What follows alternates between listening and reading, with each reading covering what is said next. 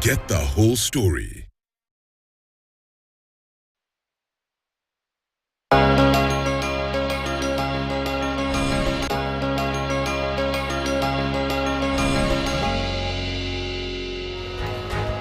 Good evening and many thanks for watching KTN News. Welcome to this edition of Planet Action, your #1 premier show that discusses issues to do with climate change, the effects it has on the world today, especially in this country called Kenya. Right now we're experiencing rains. Some other places in the country, extreme heat, both extremes in one country. Where are we? Why is this happening? In studio, we shall be having this discussion with doctors, a lady and gentlemen in the house today, as we have this discussion from the perspective of the religious institutions, including also what we need to do in terms of food security in the country. That's a conversation that will be happening a little bit later. But now let's go straight to the story that kickstarts the show tonight. Now, the Kenya Forest Service has begun embracing technology to track forest in Kilifi County so as to detect any illegal activities or any fire incidents that could cause destruction. Now, KFS conservator in charge of Kilifi County, Elvis Fondo, says they are now using satellite images to monitor the forest. Speaking at Msumarini Primary School in Kilifi South Sub-County, Fondo said the satellite tracking issue alerts to enable them know in case of logging or forest destruction, which makes it easier to respond. On fire incidents, he says they are also able to use the satellite system to detect fire incidents and makes it easy to respond swiftly. Kilifi County currently has forest cover of 27.76%, and the target is to increase the forest cover to 30%. Organization that was formed last year, and this continues to be our main agenda to drive sustainability within the county and within the country at large. Changamoto imekuwa ni jua, sababu najua mti kupanda ni rahisi, lakini sasa pia kukuza inakuwa pia ni changamoto. So tume-encourage kupitia katika walimu wakuu wa hizi shule zetu, wakati tunapopanda miti, wakisha imemwagiliwa maji na kila mtoto ana-adapt mti wake. Miti iko na thamani nyingi na matunda ikiwa ni sehemu moja. Kwa hivyo ile ambayo tunaangazia sana ni miti kama machungwa, miti kama mitomoko. Hii miti ambayo inakuwa kwa urahisi katika maeneo yetu na inaweza kuwa sababu ya kuboresha afya zetu. Katika hali zile za kuhakikisha kwamba tumetumia mbinu za kisasa, sasa tumeanza kutumia satellite images kuweza kuangalia hali ambayo iko katika misitu yetu hii ya coast. Now, the world continues to deal with climate change effects on a daily basis. Extreme weather conditions have made biodiversity to continue degrading, and natural resources have equally suffered. At the center of this is food security, nutrition, just energy transition, and water security. In studio with me is Dr. Florence Ombogo, CEO, Africa Harvest, next to me, and Dr. Hassan Kenya, Vice Chair, Africa Faith Actors Network for Climate Change, and Dr. Tinashe Gumbo, All Africa Council of Churches Program Executive. Ladies and gentlemen, welcome to KTN News as we have this discussion on Planet Action on how best we can save the place that we call home. And I'll come to you, Dr. Florence. When you talk about issues to do with climate change and food security, it is a very integral part of addressing the challenges that we have. And with that, there are issues to do with the inputs that farmers get put in place and also the seeds that they get to plant. How important is it for the farmer to know what inputs to put in place and what seeds they need for us to be able to be food secure? Oh, thank you for having me, and thank you. That's a very important question, because food security and climate change are really completely intertwined, and Kenya and Africa being agriculture-based economies, climate becomes so important that if we do not manage it well, it can continue to cause us challenges of food insecurity. And because most African countries, including Kenya, we are not irrigating. Our irrigation is very small, 4%. The rest depends on the rain, depends on predicting what seed will grow with little water, predicting when to plant, when not to plant, because if you plant before the rain, you lose that seed, which was costly. It has even happened this season. And so it's so important all the components come together. Even having a reliable weather forecast, which can tell the people, don't plant now, wait a little bit. In 2 weeks is when the real rain will come, because normally we respond and plant wherever it rains. So they are so related. The seed we plant, very important. The managing the soil fertility, very important. Be able to know which seeds and which crops are resilient, we call them resilient crops, which crops are resilient to climate change. So it's a very, very important aspect of our agriculture innovation. So we can't do business as usual. Before it was you planted maize, you planted beans. No, now everything had to be intelligent farming. Even the communities, Africa Harvest, we are working a lot of rural communities in 10 counties and even more 14 counties, both in agriculture and forestry. And we are being very, very tactile in terms of being able to make sure that we manage the environment, we manage the crops, we make sure that the farmers benefit. Yes. And I come to you, Dr. Hassan Kinyuna. She's talking in terms of the technology that we need to put in place to make sure that we are food secure.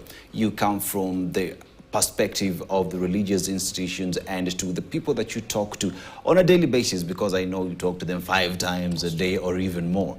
So now here's a question of, we know that these resources that we have destroyed were given to us by Allah. How then do we communicate to our congregations to make sure that they restore that which they've destroyed? Yes, sir. Thank you so much, brother, for this question, Brother Dennis. For sure, we understand first that scholars tell us that Africa is notoriously religious. That was Professor Ambiti. And when he said that, he believed that Africans, anytime you talk religion, they will always do what religion is saying. When we go back to the Holy Quran, Allah subhanahu wa ta'ala talks of us human beings being khulafa'ullahi fil ard, that we are the people who are actually acting on behalf of Allah subhanahu wa ta'ala in this earth. When you go to the book of Genesis in the Bible, God sent people and told them to come and actually subdue the earth. But the interpretation is not what people look at.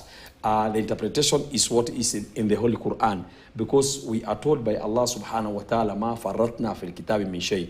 We have not left anything, but it is there in the Holy Quran. So all the teachings which were taught in the Torah, they were taught in the Holy Bible, you find them in the Holy Quran.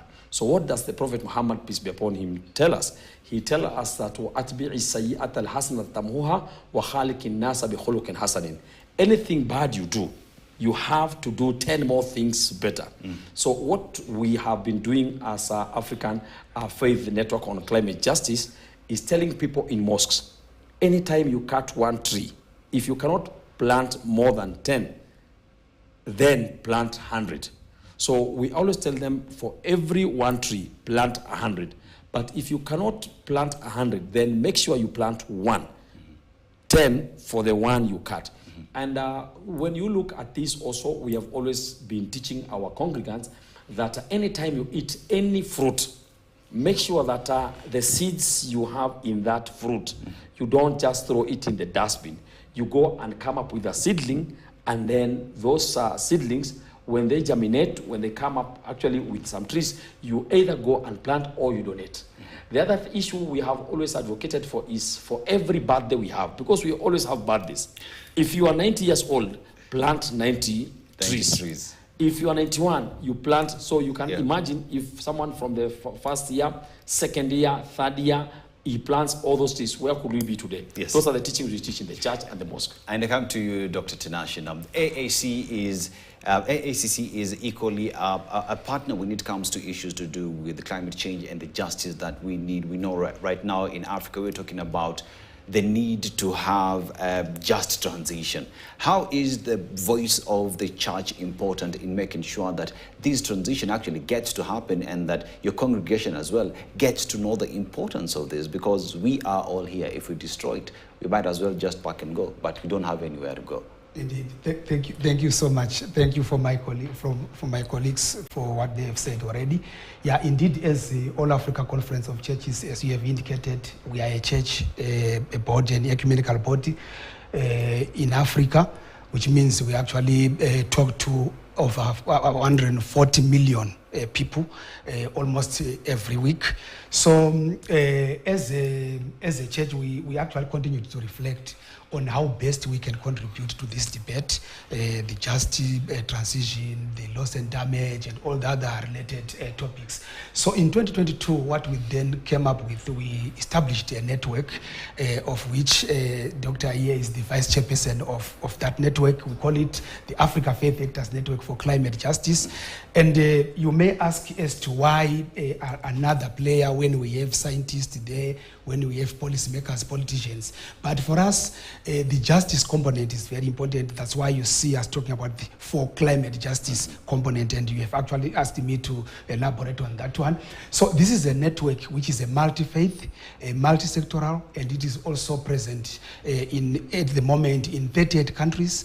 And what we do, we actually promote justice because that is where we come from as theologians. We attack the whole issue from a theological perspective, and we also argue to say, while the scientists are there and policymakers are there, but we also need to argue to say, this whole debate, it has got moral implications, ethical implications, and also spiritual implications. So we are coming from that end. That's why even when we are doing our work, we have a theme that actually motivates us, which says the welfare of the earth is our welfare. When we talk about the welfare of the earth, basically those food security issues come into play. And indeed, we also have a supporting motto which supports us, which says matters of climate justice, matters of climate change are matters of life and death. And indeed, when we talk about food, and that food is destroyed through those distractions, the floods, the cyclones, the droughts, then it becomes a matter of life and death. So the justice component, as I conclude this particular one, we are saying, in as much as humanity is responsible for some of these things, especially the climate change, the global warming, but there are those who are more responsible than others, particularly coming from Africa. We shall come to that conversation because I know where you're headed. But let me come to Dr. over here. Now, Dr. when you were addressing the issue to do with farmers, you tackled something to do with irrigation and the fact that as Africa, we don't do a lot of irrigation. And therefore, as we talk about going to these big conferences, COP28, we talk about the Africa Climate Summit, and many other conferences that do exist. Therefore, the question now comes in, how do we empower farmers to transition from rain-fed agriculture to technology-based agriculture? Irrigation is part of a good conversation in making sure that we are food secure, that our farmers don't have to wait for when it will rain, but they can grow food all year long. Therefore, in terms of having this conversation with policymakers, where are we? Is that our focus? Well, I would say to a certain extent, yes and no. The big Let's start with the yes. Yes, because our president made a very good move of subsidizing fertilizer. If you look at the development that's taken place in America, is because the farmers have been subsidized for seed and fertilizer and assured of a market, whether that market is going to become a developing country market. And so that move was a good move. Now, if you look at what happened in India, India was 60 years ago, India was where we are. Yet we are importing from there. What did they do? They invested in good policy. They invested. The word is investing. We must invest. Agriculture is a business. It can't happen by itself. And so investing in agriculture in a big way, in a small way, whereas, for example, in India, the government went to support large-scale irrigation. However, the other ways we are doing it, in Africa Harvest, they are climate-resilient crops. Because we wait until irrigation will happen, we're probably going to starve. So we are really looking at, that's where the technological innovations come in. They are climate, for example, God knew Africa will be a dry country, our kind of continent. Sorghum, which is so drought tolerant, is an African crop. People don't even want to believe that maize is imported. Maize came from Mexico and America. We didn't have maize originally. We had our millet, our sorghum, our cassava, and the bananas, by the way, to a certain extent. So a lot of indigenous crops that we left out are the ones that are going to be our saving grace. So Africa Harvest, we have started a major program of especially working with the young people to train them on how to have good seeds of sorghum or millet or of green grams, of groundnuts, and provide seeds from research, and also train in good agronomy, and also access to the market, because you cannot believe that In this country, we're actually importing. We're importing sorghum, we're importing millet, we're importing green grams, we're importing groundnuts, we're importing so many things. So within the country, the amount of money we are using to import, and this is not just Kenya, it's an African problem, because about 35 billion US dollar in Africa is being used importing food we can grow, which now can turn the country around. And that can go into the whole area of now what we are talking about, climate change. How do we change climate? There's a planting of trees, which we must do, but is looking at crops that need less rain, or crops that are drought tolerant, crops that are heat tolerant, and all that is going to involve innovation, it's going to involve education, it's going to involve, and I very much appreciate my colleagues here, because this cannot be done by scientists alone. It needs to be based it is to be based with the many partners, the church, the mosque, all the people who need to work together. We need to even go further to the schools, primary schools. Let's teach our children that we need to protect the environment. But more important, and that's why I see Africa has done some very good work, is making sure that where we are reducing our import bill. We are generating food we can eat, we can produce instead of importing. And we are training and sharing, in many counties are sharing information. So whatever people are doing, let them share with others, not wait for the government. Let's share whatever we know and begin to do it. Sorry, yes. Let me just ask you, you've said that in Africa, let's say in Kenya, that we are importing, maize is actually an imported crop, it is not indigenous to us. Then how is it that ugali is our delicacy?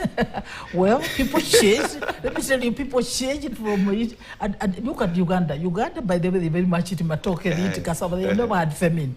But here in Kenya, there are countries who depend on these high input crops like maize. And I'm not saying we stop eating maize. I'm just saying that we need to have a balance of bringing our traditional crops, which need less water. They are drought resistant, and they still continue to do our maize, so that there is a balance. So that if we don't have maize, we can eat cassava, we can eat banana, we can eat sorghum, we can eat millets, we can diversify.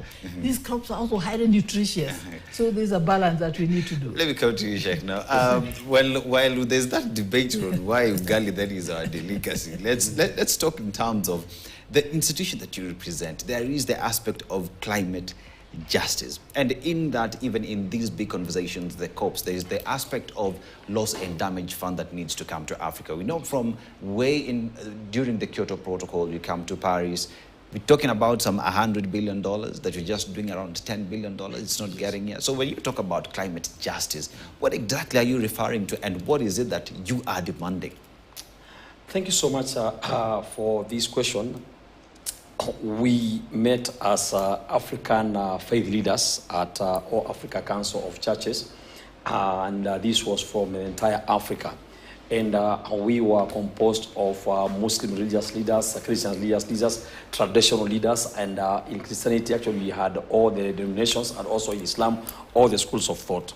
And what we learned is that there is a tendency, many times when there are deals to do with climate issues, that it is the government which sits in the table to negotiate on the behalf of people.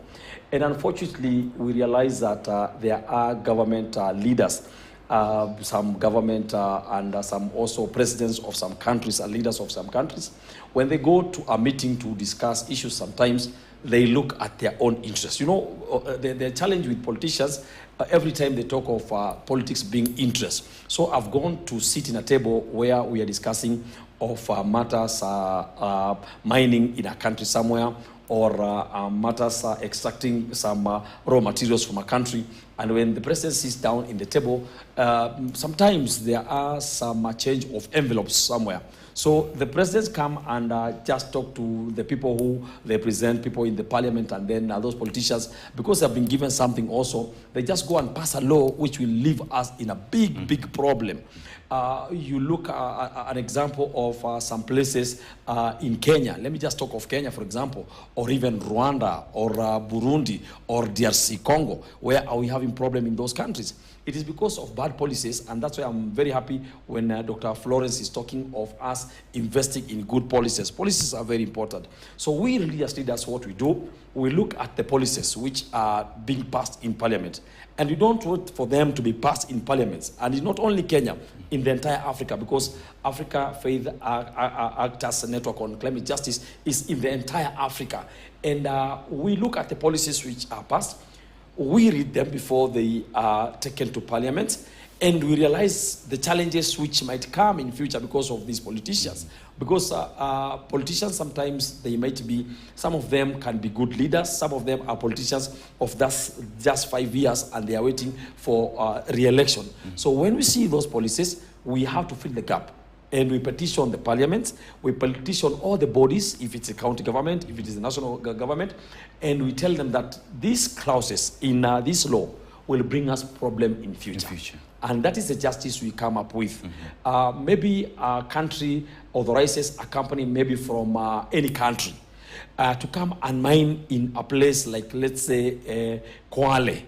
And the people of Kwale will get nothing out of that mining. The problem they'll undergo is that their land will be depleted, their trees will all be cut, they'll be left in problem. The Ministry of Mining might be saying that Kenya has made $10 billion, for example, from this mining, but the people of Kwale will be left in problems for years to come. That is where we stand as the African Faith Actors Network on Climate Justice. And you talk about, there's always the conversation that multinationals come, they take the resources and leave us with holes to fill in and tell us that it is now good enough ground to practice agriculture. Conversation for another day. And I come to you, Dr. Tinashe now. Dr. Tinashe, you mentioned something to do with loss and damage. I know this big conversation that is happening. And why is it that when we talk about loss and damage, it is always bond of contention whenever we have these COPs in place? Why can't all these institutions, all these governments sit on the table and agree on how these funds will first of all be, let's say, donated to this kitty and be distributed? Because there is a common word. We have similar problems but differentiated responsibilities. How do we then get that balance? Thank you. Just to, before that, just to add on the justice component, because that is what actually defines us as a network. I have indicated that humanity is responsible for these changes, but not everyone is responsible on the same level. We have those who are more responsible than others. So in this case, we are interested mostly in the situation of Africa. Africa is not contributing much in terms of emissions. I think scientists can tell us that we are not actually contributing much. But there are those from the north, from the west, those developed countries who are always on a daily basis, they are emitting a lot of gases into our air. So we are saying, now that we have, this is the reality, and we need to compensate in a way those who are victims, like Africa is now a victim, yet it is not contributing much. So, and we are happy that our world leaders have been sitting, as you have indicated, coming up with ideas as to how best we can reduce the impact. We cannot remove it all, but at least we can reduce the impact on the people. So they came up with some agreements, the Paris Agreement, the Loss and Damage Fund, the Adaptation Funds, the Green Climate finances, and all those frameworks.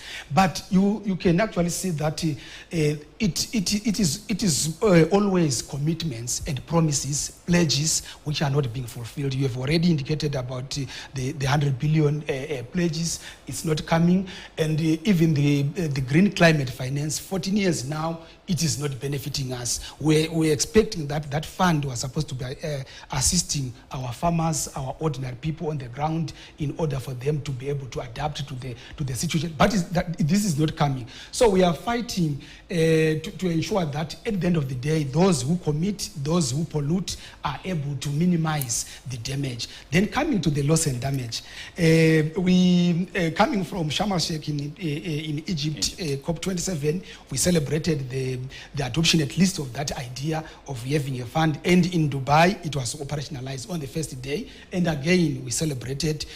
But you will see that already those who pledged something, it was too little, and at the same time, we are not sure whether it has come or not. But the most important part for us as a network at the moment is actually the administration, the management of that fund. If it finally comes to exist, how is it going to assist the person in Makweni? How is it going to assist the person in Malawi? We know already the World Bank is coming in the equation, and we know how difficult and bureaucratic it is to access those funds when it comes to. So that's where we are worried as a network.